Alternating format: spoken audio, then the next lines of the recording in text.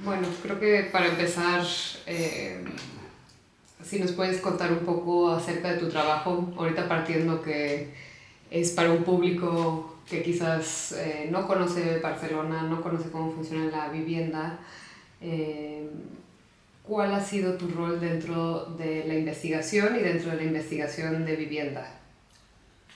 Pues en 2016 el Ayuntamiento de Barcelona, que era un gobierno entrante prácticamente, con la Ada Colau, la alcaldesa, justo ganó las elecciones. Es una persona que era la presidenta o la que llevaba la Asociación de Afectados por la Hipoteca.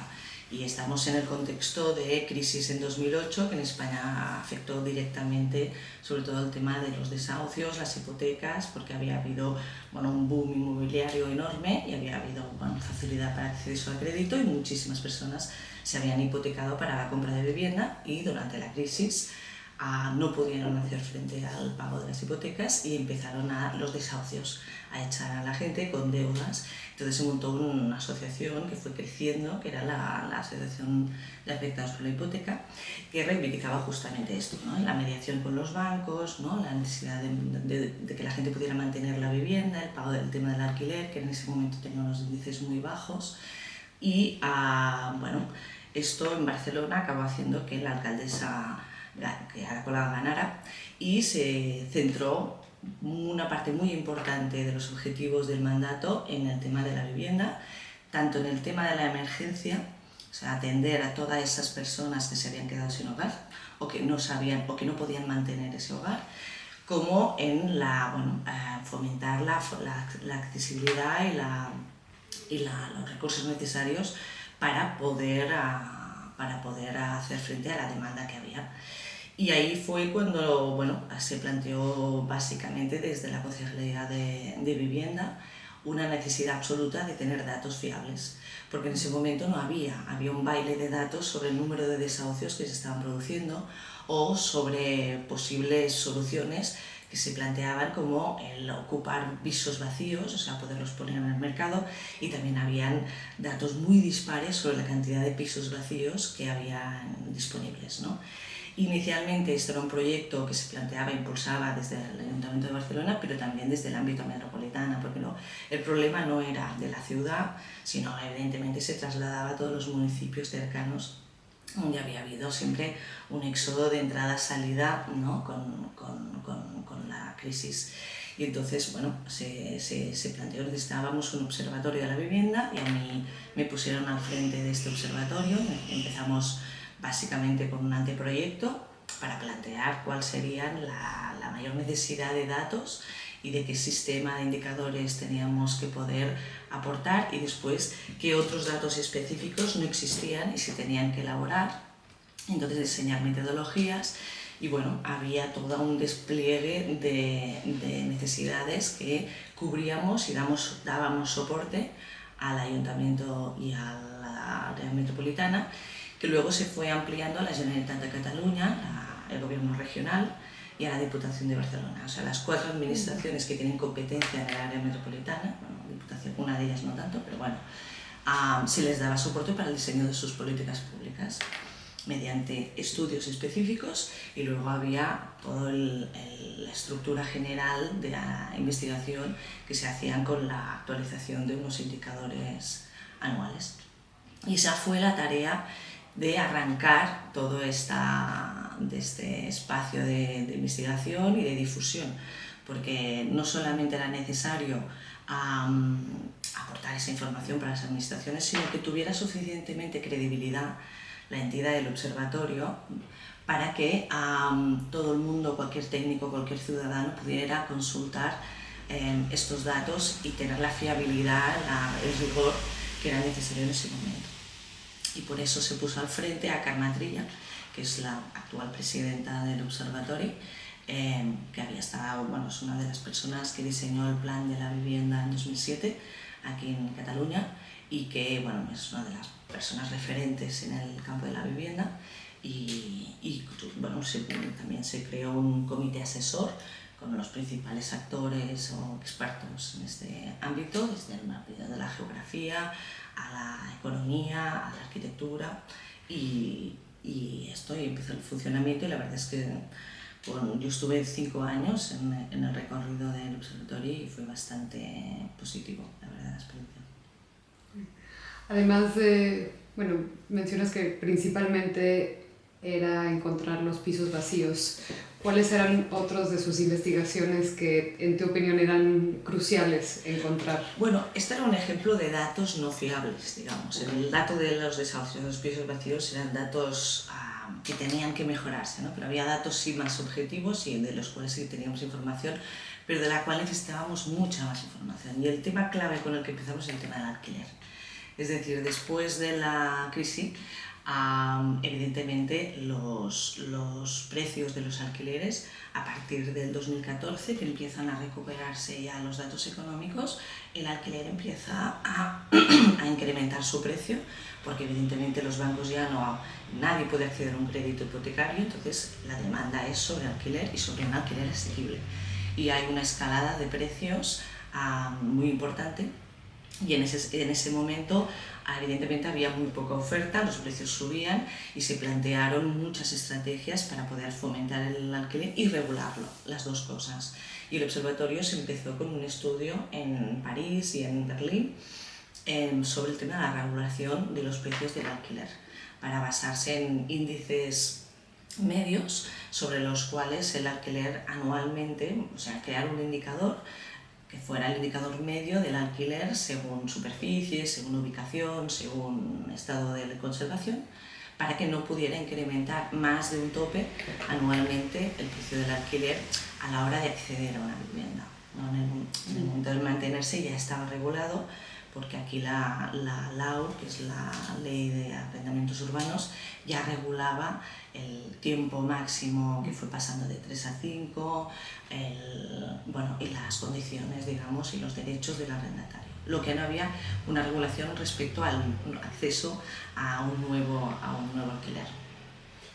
Has mencionado que estudiasteis otras ciudades. ¿Qué tanto las políticas de vivienda de ciudades se hacen referencia o estudian, o las ciudades hablan entre ellas? O sea, ¿hay una coordinación o realmente está atomizado las distintas políticas de vivienda derivados de la especificidad legal y cultural de cada una de las ciudades? Sí, evidentemente es muy específico. Nosotros siempre todo el mundo compara con Viena, ¿no? Como es la meca de la política de vivienda. Pero claro, evidentemente son muchos años, es mucho suelo público y hay mucha libertad, digamos, para actuar. Pero bueno, sí que hay una red, evidentemente, de coordinación, de intercambio constante. Hay, de hecho, por ejemplo, Housing Europe, que es una de las asociaciones, ¿no?, con las que más tuvimos contacto, pues esto, ¿no?, para el fomento de la vivienda asequible, que fundaban diferentes congresos y espacios de intercambio. Y en ese sentido el Ayuntamiento de Barcelona y el área metropolitana eran muy activos en este análisis previo de todas las políticas. Nosotros nos centramos exclusivamente desde el observatorio en el tema de la regulación del alquiler, tanto en el contexto, en el marco legal, ¿no?, como en el tema de la creación del índice y de los indicadores, que era, digamos, nuestra base de conocimiento, nuestra mayor base de conocimiento, ¿no? Pero en ese sentido sí que realmente en Francia fue algo un poco más extraño, porque se planteó una regulación doble, digamos, no solo, en la que se incluían todos los alquileres, los vigentes, y una regulación para todos los alquileres vigentes y los de nuevo acceso. En cambio, en Berlín, concretamente, había más la necesidad de la urgencia, porque hay un porcentaje enorme de vivienda de alquiler, sobre el acceso, ¿no?, el acceso al alquiler. Y ese fue un poco el modelo que se acabó escogiendo y que se trasladó aquí. Entonces, desde aquí en Cataluña se elaboró un índice de precios de alquiler basando en este modelo alemán, en el que se tenían en cuenta, pues, los 3 últimos años de todos los precios del alquiler, ¿vale?, sacando en digamos, sin poder medir todo lo que era vivienda asequible o vivienda de nueva construcción o de gran rehabilitación, básicamente centrado en toda el parque de segunda mano y es el que se aplicó aquí. Y luego el Estado español también elaboró un índice de precios para plantear una regulación a escala de toda nacional. Y bueno, estamos en ello. Está en el Constitucional. Este todavía no se ha implementado, este índice.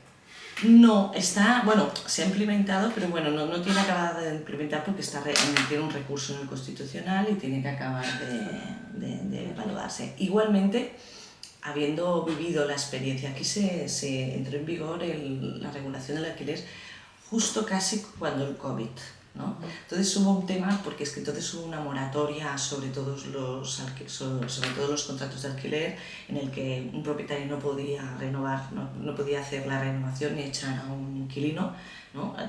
Creo que duró 6 o 8 meses. Y luego tampoco no había posibilidad, había muy poco movimiento, con lo cual el mercado se paró.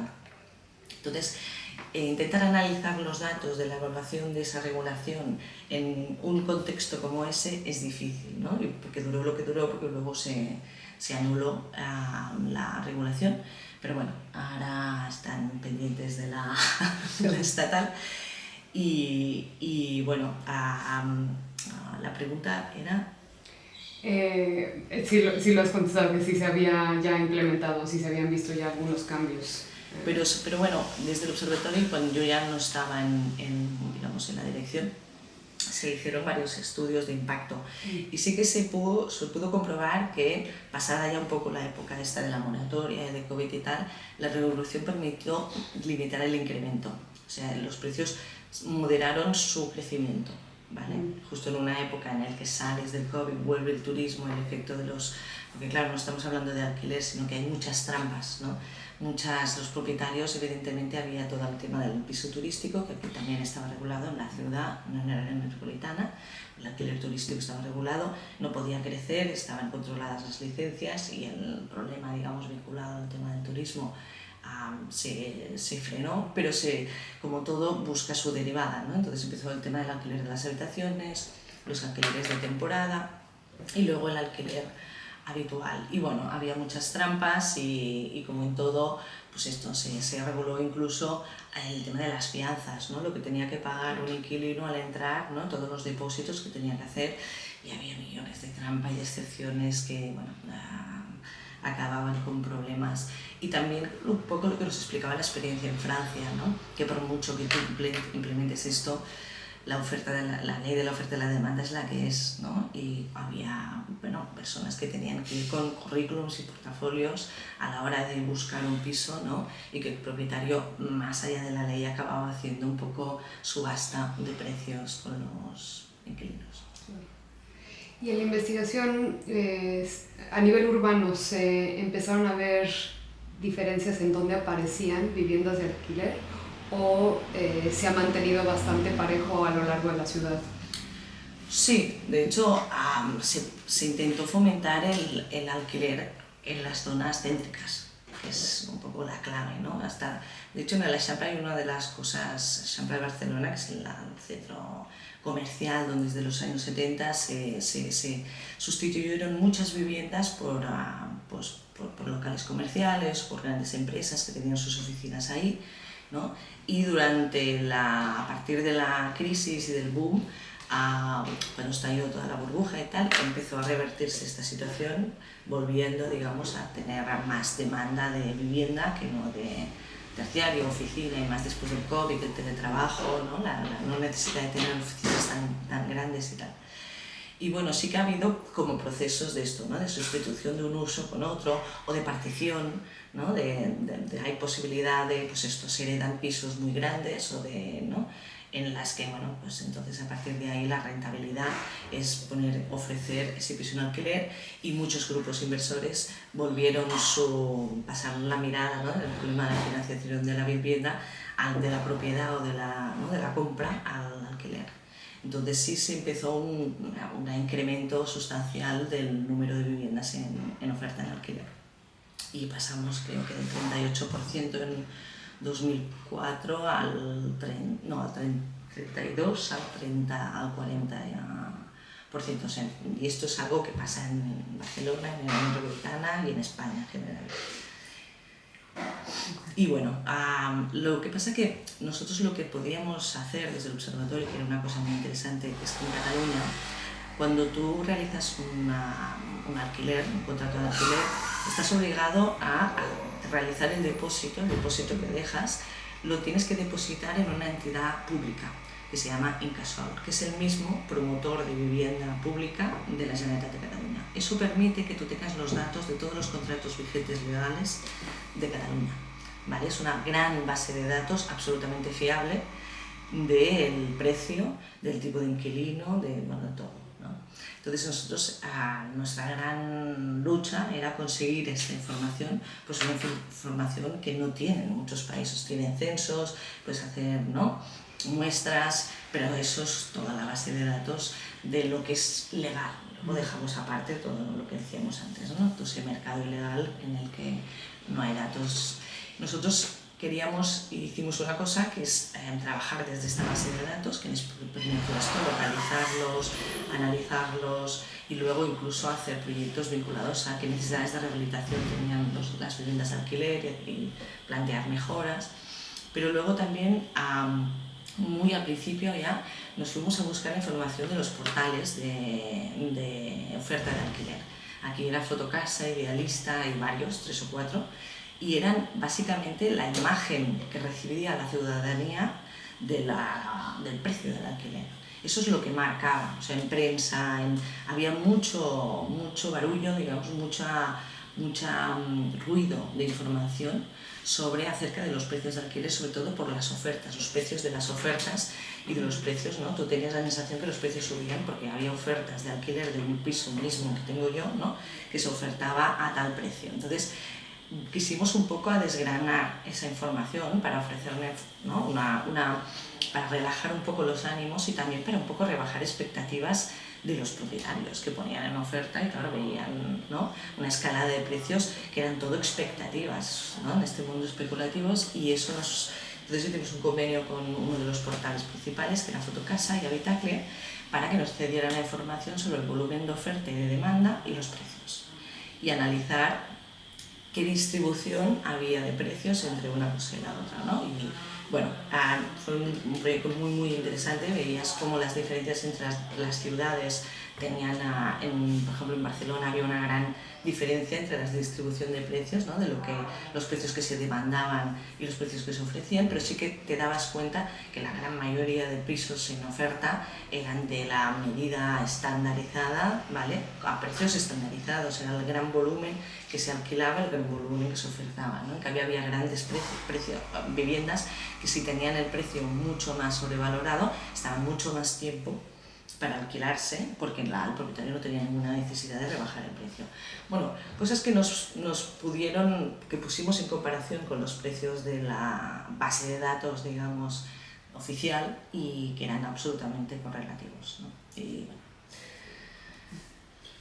¿Cómo definimos en Barcelona o en Cataluña o en España lo que es vivienda asequible y dónde podemos encontrarla? Vivienda asequible es vivienda que está a bajo precio de mercado.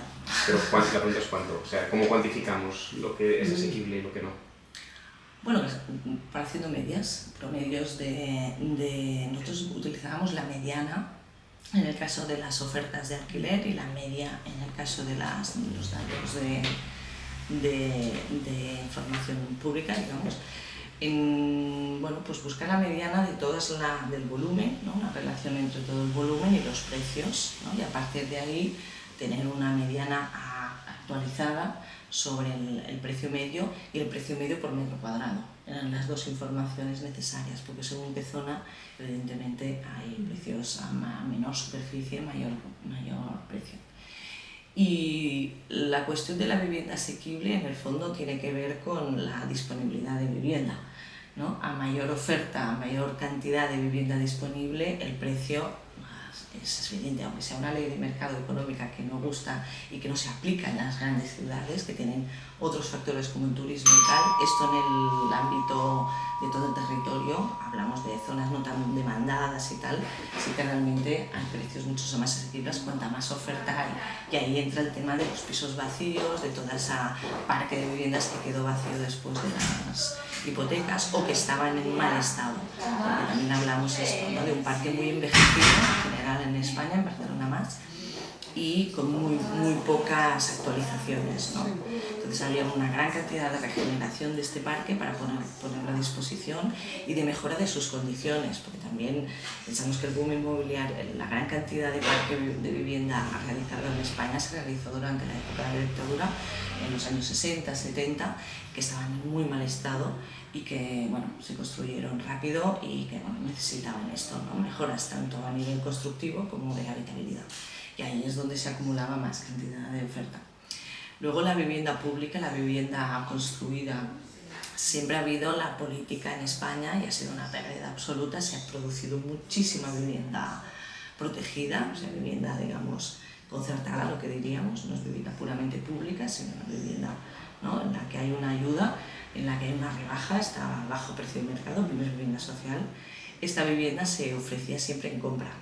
Entonces dejaba de tener esa calificación pública o protegida al cabo de 10, 20, 30 años. Y eso fue una pérdida absoluta, porque si la titularidad hubiera seguido siendo pública, esa vivienda a día de hoy podría ponerse en alquiler y tener bueno, mucha más oferta, y eso permite rebajar los precios. Eso es evidente en zonas donde hay una relación, un porcentaje de un mínimo de un 30% de vivienda, 20-30% de vivienda protegida, ahí eso sí que hace de efecto regulador de los precios de la oferta de mercado. Pero ahora sí que hay más el interés o la tendencia a que la vivienda se haga pública, se haga de alquiler. De alquiler y asequible, las dos cosas. Sí, porque ahora hay más vivienda de alquiler, pero no por la imposibilidad del mercado de afrontar hipotecas, y más ahora que están subiendo los tipos y no sé qué, puede volver a ser un poco un drama. Pero es la asequibilidad, ese es el gran tema. Pero como aún no hay una política potente y convincente para realizar esto, hay poca capacidad y una inercia. Venimos de una inercia de producción de vivienda protegida en venta que aún tenemos que acabar de... Pero esto tiene que ir ligado, y por eso un poco la oportunidad de ahora de los New Generations, de los fondos europeos, para la rehabilitación del parque, para poderlo poner a disposición, ¿no? Y de mecanismos distintos, que no sean puramente la promoción desde el espacio público, desde la promoción pública, ¿no? Un poco con los modelos europeos de público-privado, de buscar fórmulas, ¿no? El cooperativismo, las associations, buscar sistemas muy diversos. Por ejemplo, hay un caso aquí en Cataluña que también es de interés, que es el que la presidenta hablaba antes de Carme Trilla, dirige también Habitat 3, que es una asociación que está asociada con la Generalitat, con las diferentes instituciones públicas, que está vinculada también con todas las asociaciones del tercer sector, ¿vale? Es decir, gente que trabaja con personas vulnerables, con colectivos, de todo, ¿no? Y bueno, tiene convenios para poder hacer una rehabilitación mínima en un piso de un propietario que no puede afrontar este gasto. Se afronta desde la asociación y a cambio se le permite ocuparlo durante 3 años a una familia con menos recursos. Y bueno, hay mecanismos de todos tipos, ¿no? O mecanismos con el tema de los pisos vacíos, de buscar también, ¿no?, alternativas, como hace Habitat 3 con estos pisos que quedan vacíos durante X tiempo, pues también buscar la parte sancionadora para poder fomentar que los grandes grupos inversores que tienen parados, o bancos que tenían parada una gran cantidad de parque de vivienda vacía, se pueda volver a poner al mercado. Hay muchos mecanismos y todo es básicamente lo que se plantea es que no puede venir todo de una sola política, ¿no? La regulación de alquiler está bien, pero como es una medida temporal de emergencia, mientras se han diseñado múltiples estrategias para diferentes colectivos que puedan fomentar eso, ¿no? Y en el caso de los pisos vacíos, ¿también se hace un análisis de la razón por la cual están vacíos? Sí, Sí, ahí, de hecho, el Ayuntamiento de Barcelona lanzó, nosotros lo hicimos, una macroencuesta y puerta a puerta muy interesante sobre las causas y ¿no? de por qué estaban los pisos vacíos y del tipo de propietarios. Y ahí, bueno, pues esto, eran pisos que estaban en rotación, por ejemplo, ¿no?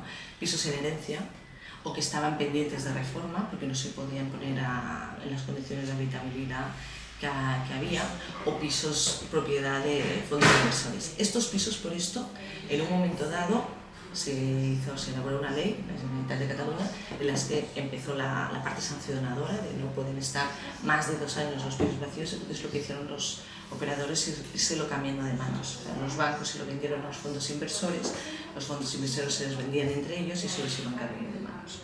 Eso es un poco lo que pasó, a la espera de ver, ¿no?, qué pasaba con el mercado, porque realmente ha ido cambiando y con el COVID por el medio también ha sido, ¿no? Pero dentro de esta estabilidad sí que en Barcelona lo que hay mucho es esto, es las pretensiones de propietarios de poder rehabilitar su piso de herencias, ¿no? Hablamos de un porcentaje muy elevado de población envejecida en Barcelona, que esto, ¿no?, que al morir, pues la herencia tarda un tiempo en tal y dentro de esto todas las casuísticas, pero no por que no se valore la propiedad como piso, ¿no?, como tal, por mantenerlo vacío porque mis hijos lo ocuparán, ¿no? En eso creo que todo el mundo en Barcelona es muy consciente ¿no?, del valor que tiene, y de hecho hay leyes que lo están. ¿Y había, por ejemplo, algún incentivo en los pisos que no estaban adecuados para vivir y la gente quizás no tenía los fondos para adecuarlos? Sí. ¿Había algún incentivo o alguna ayuda para hacerlo pasar? ¿Esto hablas de la Fundación Habitat 3 o de las herencias? No, del Ayuntamiento, de la política de general. Se modificó, digamos, las subvenciones que se daban para la rehabilitación de las viviendas. Aparte vinieron todos los fondos New Generation para el tema de rehabilitación energética y tal, pero más allá de esto, el Ayuntamiento en concreto, así como otros municipios del área metropolitana, desarrollaron pues unos nuevos estatutos, unas bases reguladoras de lo que tú podías acceder a una serie de subvenciones si fomentabas el alquiler. Una vez incluso con vivienda social, y si encima lo hacías para un tipo con un alquiler asequible, esa subvención también era mucho mayor, ¿no? Entonces los incentivos venían un poco por esto. ¿Qué pasa con esto?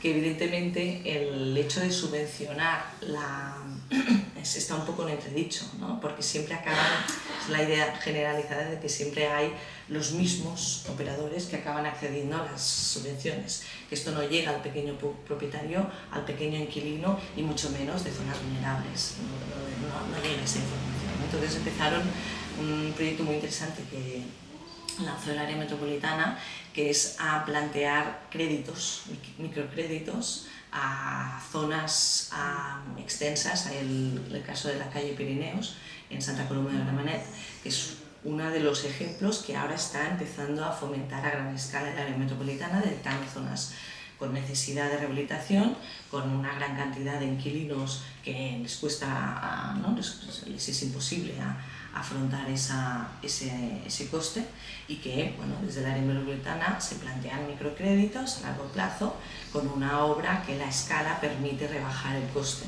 ¿no?, al hacer 200 viviendas a la vez. Y bueno, está dando muy buenos resultados y son diferentes estrategias, ¿no?, tanto desde el área, la Generalitat, como el Ayuntamiento de Barcelona. Este proyecto tan extenso de vivienda de alquiler también se enfocó en, por ejemplo, la calidad. Sí. ¿Se hicieron como encuestas o entrevistas del Estado, de cada piso? Del Estado no, el Estado, o sea, la única manera de saber el estado de conservación de las viviendas a día de hoy es basándote en una base de datos común en todo el Estado, que es el Cadastro, que es una muy buena base de datos. En Cataluña el Cadastro está asociado a un tema fiscal, y tiene que ver con esto, ¿no? Con estos depósitos que se hacen de alquiler, pues bueno, está vinculado con las referencias cadastrales y hay información del año de construcción y si se ha hecho una gran reforma. Pero más allá de esto, las condiciones de habitabilidad son muy complicadas, ¿no? Antes existía lo que era el libro del edificio, ¿no? El libro en el que, bueno, se podía poner toda la información, pero bueno, era algo como muy manual.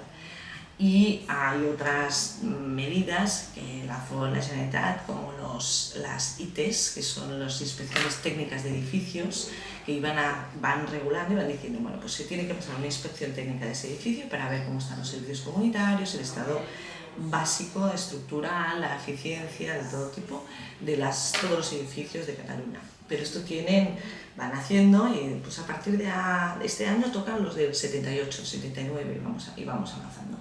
Pero bueno, son inspecciones que no tienen sanciones detrás, no hay un seguimiento de estas políticas. Y eso es un problema muy grande porque hay muchísimos al parque de vivienda que ha pasado una inspección técnica, son muy pocos.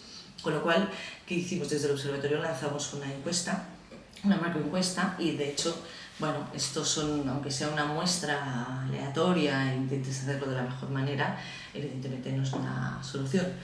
Entonces, bueno, también en cambio desde la Generalitat se planteó pedir, a la hora al menos de realizar, al menos de los pisos de alquiler, pedir mucha más información al inquilino o al propietario a la hora de ponerlo en oferta del estado de conservación, más detalladamente, de las habitaciones, de la ventilación,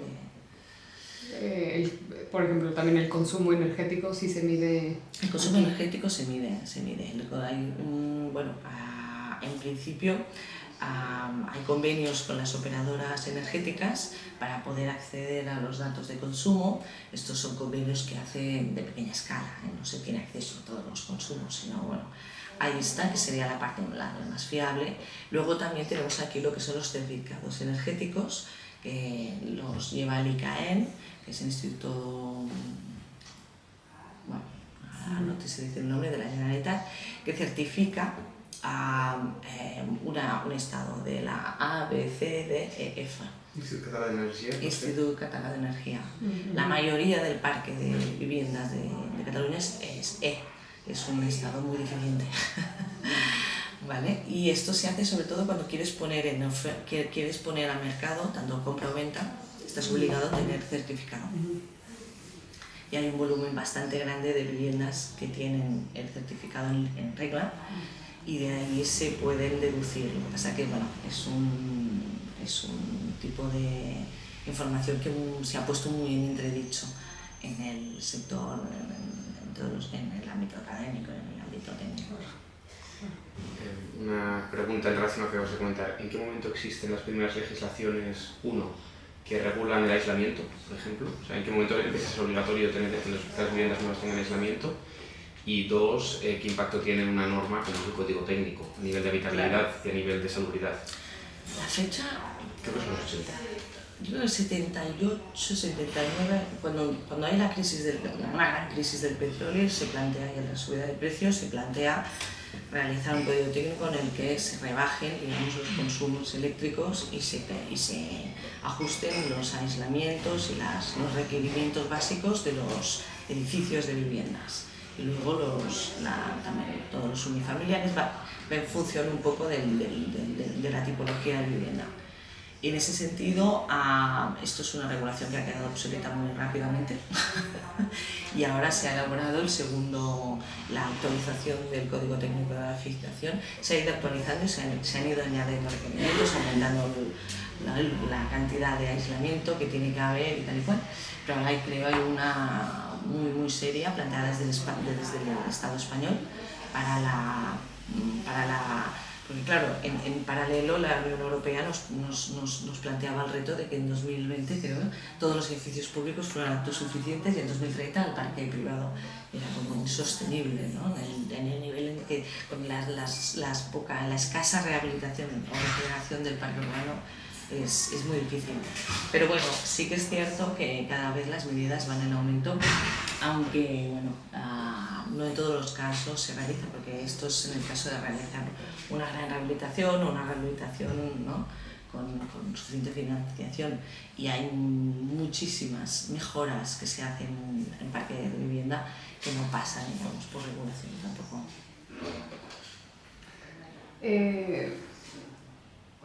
Habías mencionado que cuando entraron al observatorio se iban a trabajar con las 4 entidades.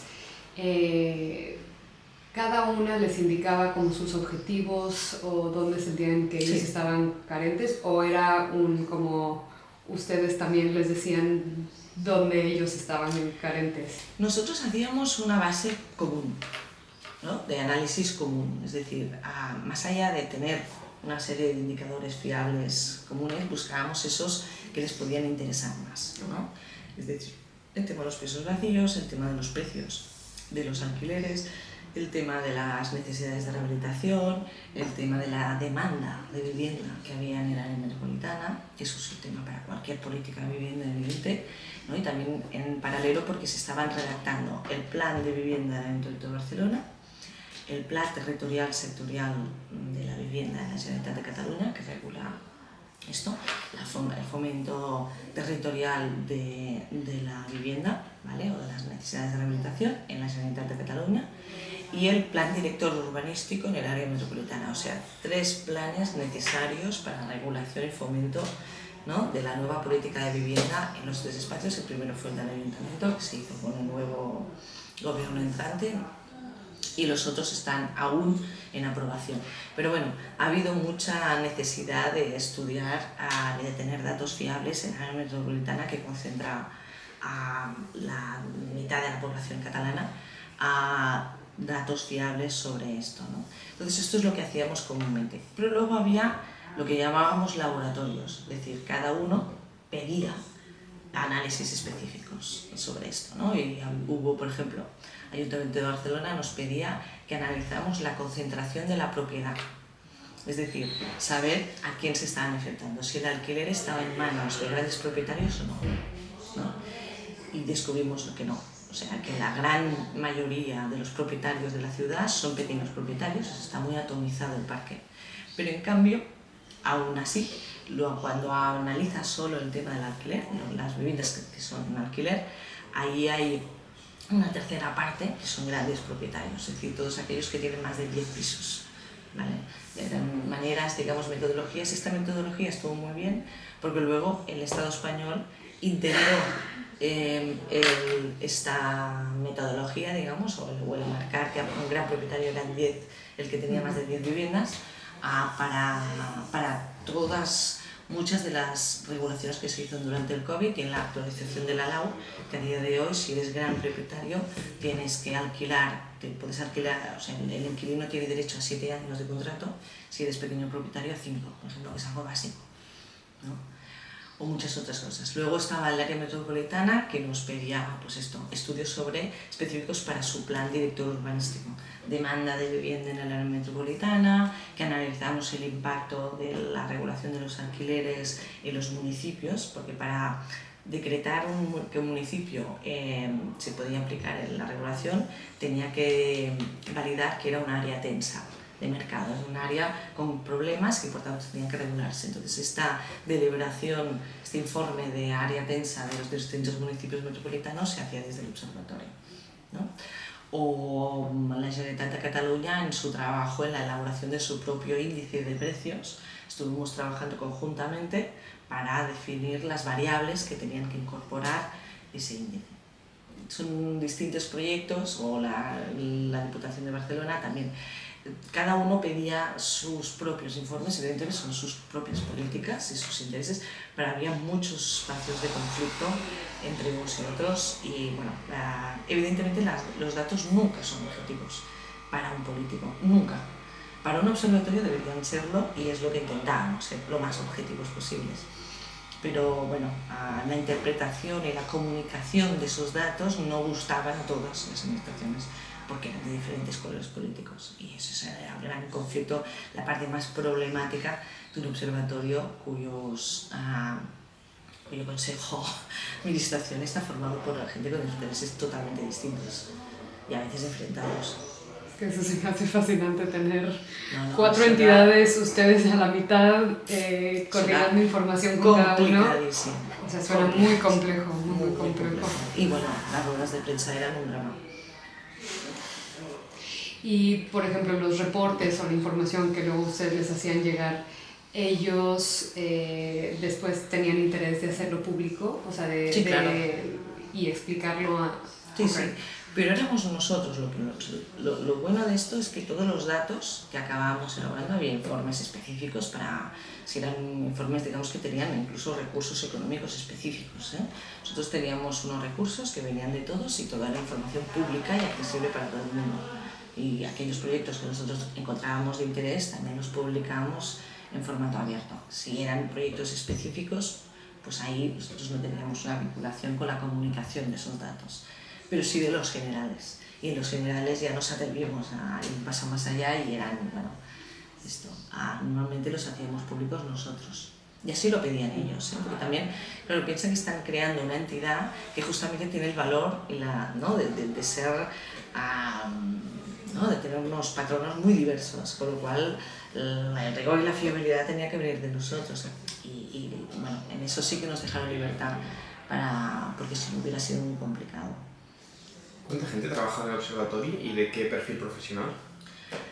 Pues había, bueno, muy diverso. Al principio el observatorio fue impulsado desde Barcelona Regional, que es una entidad que trabaja para el área metropolitana, y el Ayuntamiento de Barcelona, que es, bueno, es una agencia un tanto peculiar porque elabora los grandes proyectos de urbanismo, de arquitectura, pero también de análisis estratégico, de vivienda, para las dos administraciones, y que no tiene capacidad técnica o no tienen tiempo o capacidad técnica ninguna de las dos para elaborarlo. Entonces esto se inició allí, pero después, y empezamos con personal propio de Barcelona Regional, formamos parte de esa empresa, pero eso fue los inicios durante 2 años y acabamos siendo 4 personas, y ya luego crecimos un poco más y nos trasladaron a un centro de investigación vinculado a la Autónoma, ¿vale? Que es el IRMB, el Instituto de Estudios Regionales Metropolitanos, donde había un perfil más de geografía, antropología, sociología, mucho más vinculado a lo que es el perfil habitual del personal vinculado a la política de vivienda. Economía, nuestra presidenta era economista, y entonces empezamos ahí a tener más diversidad respecto a lo que eran nosotros, que éramos arquitectos, y acabamos siendo pues 7 o 8 personas, y era, pues, aparte del departamento de comunicación, administración y tal, había pues 2 o 3 arquitectos, 2 sociólogos, un geógrafo y una economista. Y sí, en perfiles, la verdad es que también incluso teníamos una red de colaboradores externos que para proyectos muy específicos, un tema de, ¿no?, el marco legal de la aplicación de la LAO en España. Pues tenemos Mark Giglin, que era nuestro experto, economista, pero también en ámbito legal, ¿no?, en ese ámbito. O el tema de la rehabilitación, nos plantearon necesidades de rehabilitación. Nos fuimos a hablar con Cíclica, que es una agencia vinculada a la Politécnica, la Universidad Politécnica de Cataluña, muy experta ya y con mucho bagaje en el análisis de indicadores, ¿no?, del parque de vivienda y de potenciales mejoras para rebajas energéticas en los edificios. Siempre teníamos, ¿no?, apoyo en esto, en los estudios específicos con, bueno, personas que llevan investigando tiempo en esto, ¿no?, y que nosotros al nacer pues teníamos solo 5, 6, 7 años ahora ya son 7 años 2016, estamos a 2023, 7 años de experiencia comparado con los 20 o 30 de los espacios de los centros de investigación habituales. Y en la investigación sobre el alquiler, ¿se vio algún cambio en el perfil demográfico, socioeconómico, de quién estaba, qué porcentaje estaba creciendo más que otro? Sí, bueno, esto eran estudios sobre, de hecho el IRMB lanzaba encuestas muy interesantes sobre la calidad de vida de las personas, en las que se incluía el tipo de perfil de personas que accedían al alquiler. Y evidentemente estamos hablando de que siempre ha habido una preferencia y una cultura general versus la compra en España que no tiene competencia, con lo cual familias, hogares con componentes jóvenes o con menos recursos eran los que, no pudiendo acceder a un crédito hipotecario, accedían al alquiler, porque también hubo una cosa, en España había una regulación de hace muchos años, en los años 60, 70, donde se reguló el alquiler, o sea, tú podías tener un alquiler de por vida, y ese alquiler no se actualizaba bien, por eso la necesidad de un índice de precios que vaya actualizando el precio, porque si no, para un propietario tiene un coste. O sea, que no es que tenga un beneficio, es que tiene un coste, ¿no? Porque la vivienda tiene un coste y tiene unos impuestos y tiene unas mejoras y no podía repercutirlos en el alquiler. Entonces eso fue una mala, digamos, gestión de esa ley, aunque tenía su lógica, y eso permitió que hubiera muchísimos inquilinos mayores, de personas mayores, que tenían garantizada hasta su muerte el alquiler. Y había ese grupo también, pero ese grupo casi como que no cuenta, porque son, por suerte nuestra, la gente mayor, gente avanzada en su mayoría, podían acceder, o ya tenían un piso en propiedad, o ya eran propietarios, o podían mantenerse en el alquiler por este motivo. Pero bueno, los grupos habituales aquí y en general en España, hablamos de Cataluña, pero me atrevo a decir que es general, es todos esos colectivos con menos recursos que se quieren independizar o que no tienen los recursos suficientes para acceder a un crédito. Pues creo que ya son todas mis preguntas, no sé si tú tienes alguna otra. No, ya las he hecho también. Perfecto, no, muchísimas gracias, Ana. Ha Ha sido todo muy interesante, muy interesante. Sí, que me alegro.